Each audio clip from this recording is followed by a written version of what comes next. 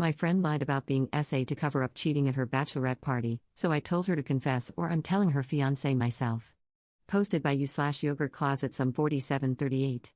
My 21F friend 20F is acting very odd. We went out for her bachelorette party on Thursday for a long weekend. Last night was the main party, where we all went out with her in her little bride-to-be veil and sash. It was all going great, she was having a good time. The point was for all of us to have a good time together, but after a while, she disappeared for a good hour. I, along with another friend in the bridal party, went out looking for her. We couldn't find her, but she texted us back saying she'd see us at the Airbnb we were staying at and that she just wanted some time to herself, so we didn't push her. When she came back later, it was 3 a.m. and she was out of it. A little disheveled, which she could pass off as partying too hard, but I had a bad gut feeling. My first thought was, because she seemed closed off, that someone had done something bad to her. I thought I should give her space, but if something bad had happened, I wanted to help, so I spoke to her in private and asked about it. She said someone had hurt her. I immediately said we should go to the police, report it and all that, but she very vehemently denied it.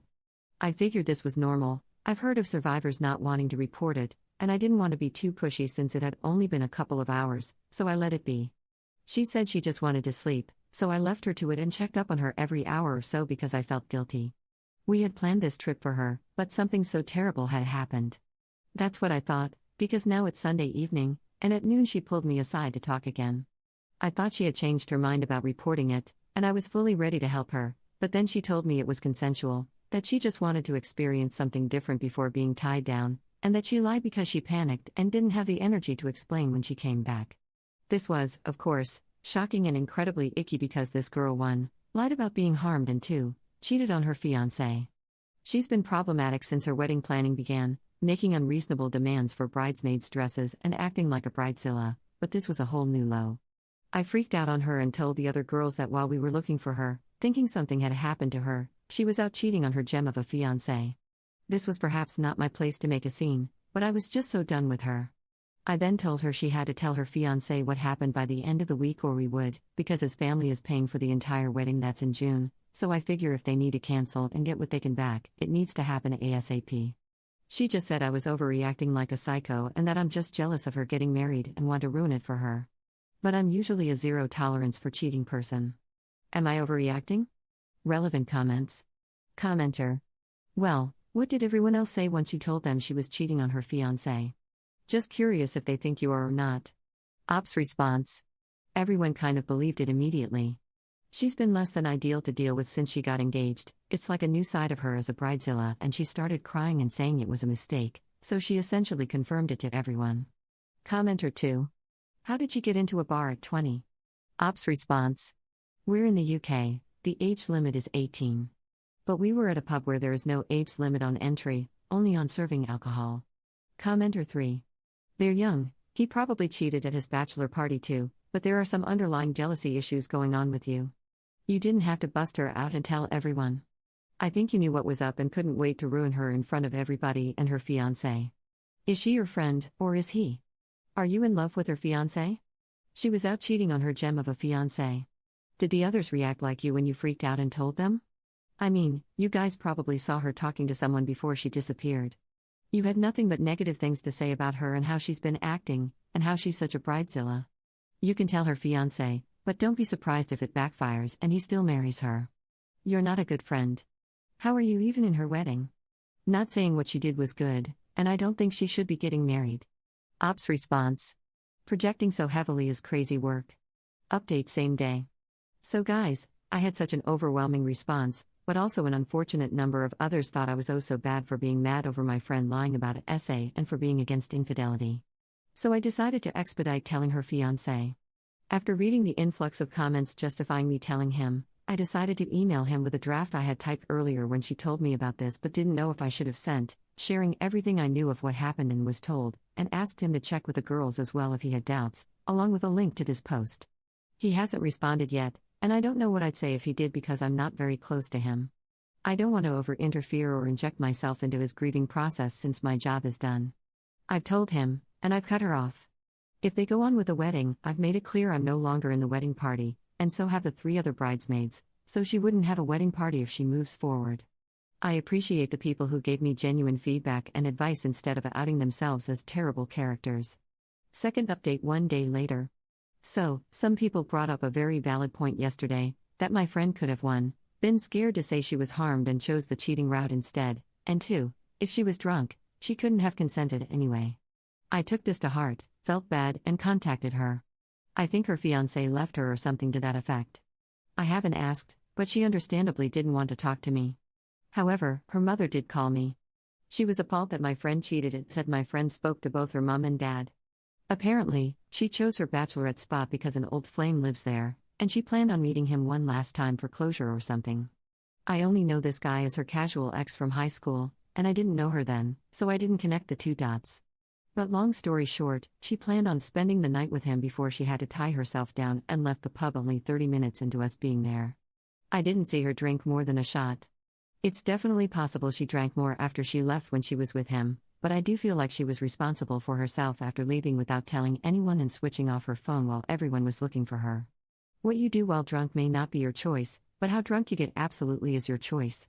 From what I gathered, this was planned days in advance, and her bachelorette weekend location was chosen based on where this guy lives, so yeah, I'm mostly certain that no SA took place. Another thing people brought up was 1. How I had the groom's email ID but not his number, and 2. That I wanted him for myself. All wedding correspondence with vendors took place over email. I, as the bridesmaid helping coordinate, and the groom, as the one literally getting married, were CC'd. I got his email from there. People also ask why I didn't CC everyone and put my friend on blast. As satisfying as that would have been, if I were in the groom's position, I wouldn't want to find out at the same time as everyone else in the form of an exposé. I felt that would be somewhat humiliating, so the goal was to let him know as the affected party and then let him decide how he wants to go about it, especially since the other bridesmaids and I already know and have dropped out of the wedding, which I don't think is happening anymore, based on what my friend's mom said. And for me wanting the groom for myself, be so for real. You can do good things without wanting to jump someone's bones, it's called being a decent human being. I called him a gem of a fiancé because he insisted his family cover all the wedding costs since my friend's father is experiencing some hardship. You don't see that these days. I simply meant he was doing an excellent thing out of love and care for my friend. Which is why I wanted to tell him even more, because the wedding, so far, is in the £50,000 ballpark. For reference, the average wedding in the UK costs around £23,000. This is over double. So yeah, that's it. I'm out of her life now, so I really don't have any reason to keep up with what's happening. This is about the end of it. Relevant comments. Commenter. I thought the bride reappeared in a very drunken and disheveled state. Is it possible she drank to excess with the other guy? Was the party in a fun destination or just chosen for the guy? Ops response. When I said disheveled, I meant more like her clothes were messed up. That's why I assumed the worst, because, to me, I thought cheating wasn't an option, lol. Maybe I was naive because I was thinking, who cheats before getting married? And when I said out of it, I meant she just wasn't talking and was avoidant when we were asking her where she was and telling her we were looking for her. She usually talks a lot, so again, I assumed the worst, and the switched off phone, it was all sketchy to me. I think she may have drunk more with the guy, but she planned days in advance to see him. The location was about as fun as you can get in the UK, lol, the pub was great, the Airbnb was nice, and we're all only 20 to 23, so a more lavish getaway wasn't really in the cards.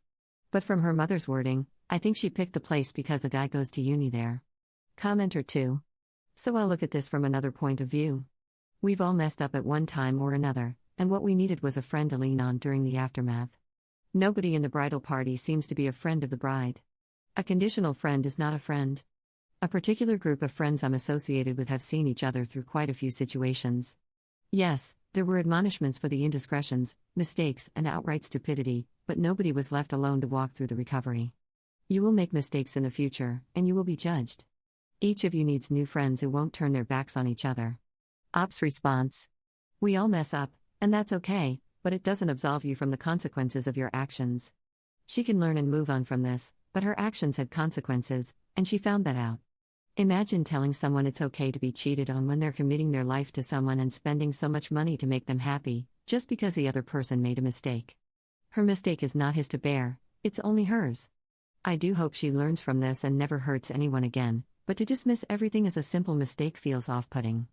Cheating and lying about being raped is not a simple mistake with a lesson to be learned, it's just a sign of a crappy character. And supporting that speaks to your own character. Commenter 3. Is it really just a mistake when it's a conscious choice planned in advance? Commenter 4. A mistake planned in advance is me deciding to go for my PhD. Her situation is a selfish choice that ended up having consequences.